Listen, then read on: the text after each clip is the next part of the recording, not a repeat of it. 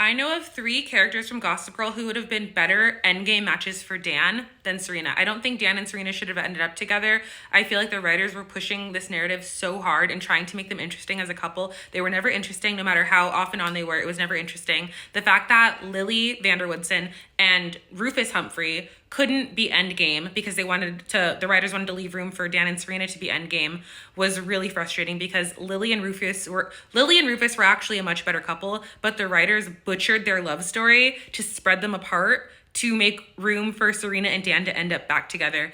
And that was horrible. They should have never done it. There are 3 other girls that Dan could have been better off with in the end. These are my thoughts. Okay, so the first one is obvious. Vanessa. They have childhood history. They were in each other's lives, best friends, having crushes on each other from way before Serena was even in the picture. So when Vanessa showed back up and had all of this history with Dan, she knew everything about him. She knows him so well. It was kind of gearing it up for, okay, this could potentially be a great endgame possibility for Dan. Now, there's a big chance that she would have been endgame with Nate also because her relationship with Nate was great until it wasn't. But in the end, Jessica Zor, who's the actress who plays Vanessa, decided to part ways with the show early. And so regardless, the writers didn't really have anything to work with because she was gone.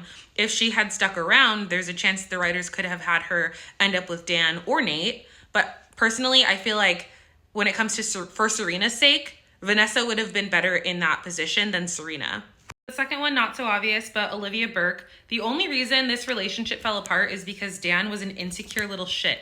He couldn't handle dating a woman who was so out of his league, so he self-sabotaged his way out of this relationship. If Dan could just get it together, collect himself, and realize that Olivia, she really liked him. She liked him for him.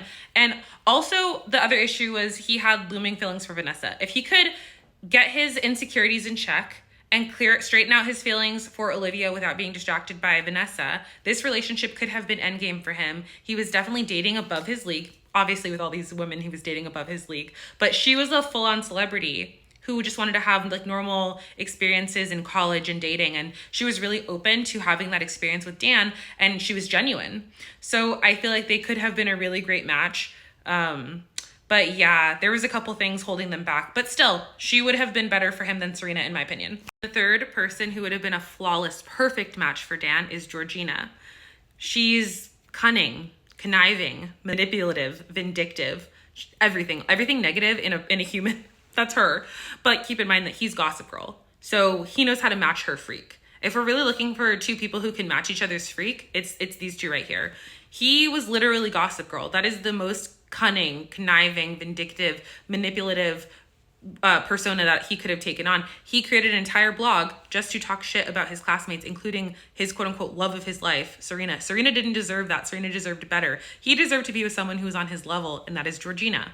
There's already mutual attraction and interest between Dan and Georgina. They hooked up multiple times. I feel like they could have been endgame. It's not like he was never repulsed by her. He was interested. He was sexually and emotionally interested, and even so much so that he invested in raising her child before even getting, the baby DNA tested. I feel like they definitely could have been endgame and should have, because Serena didn't deserve to end up with the person who was posing as Gossip Girl the entire time.